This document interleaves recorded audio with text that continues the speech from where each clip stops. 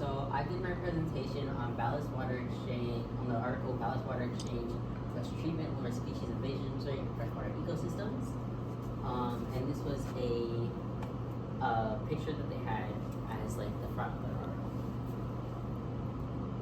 So this is the introduction, I'll talk about what water exchange is, what treatment is, what the experiment was about, what it takes for a species to arrive and establish itself, the results of the experiment, and then I will also talk about like the conclusion of what we got from this experiment. So first of all, what is water exchange? As we've read, water exchange is where we take in water from a port, we release said water in open ocean water, and take in open ocean water and then release that, and it's arriving at port. The water has to differ based off temperature and salinity for all of the, or not all of, but a majority of the organisms to not survive and they fade. This is just a picture illustrating this. As you can see, they load the water in the arriving port, they release it and open in the open ocean, then they take in more water and they continue on to the port.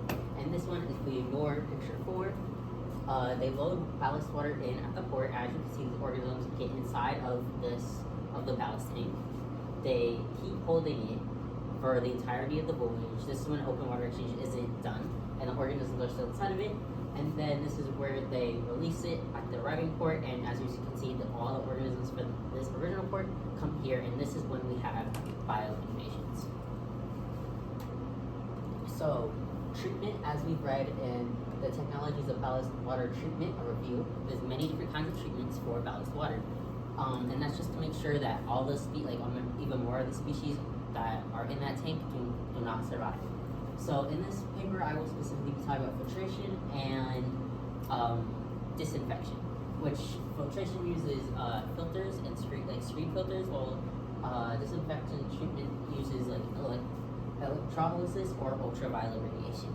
As you can see, the ballast water goes in, it gets treated, it goes to then it goes out. So in this experiment, I won't spend too much time on this slide because it's not really what I want to focus on. I feel like the results are a lot more important. But essentially, we know that exchange and treatment are both good on their own, but when you put them together, it gets the best results. And this is what that experiment tested. So in the data, they tested how many trips it takes for more than one or more species to establish, and how many trips that takes. They figured out the average number of ship trips through past ship traffic that went through that area, and the number was 2,980. And then they used past studies to estimate the number of zooplankton of the non-indigenous zooplankton species and the concentration on specific patterns. And then this is more of the mathematical part, which I recommend if you are interested in the mathematical part of how they got their numbers, go back to the article and read that section. But this is a much more simplified way of how they did it. They got the sample concentration distribution and found the total concentration of the zooplankton. This was basically calculated their error. This one is the concentration of how they got specific, because this included of total both indigenous and non-indigenous. This one was just non-indigenous. And then this is the number of non-indigenous species and their concentrations distributed amongst the ships. So species establishment and species arrival and establishment. Of course, how does a species arrive there? It travels on in the ballast water, which is why we need to treat the ballast water so these non-indigenous species don't arrive and establish their populations. So for this experiment, they excluded fewer than 3 unique instances, and they determined where and which ports they were going to use based off based off the water temperature, salinity, and the concentration of the species, and the reproductive rates of the species as well.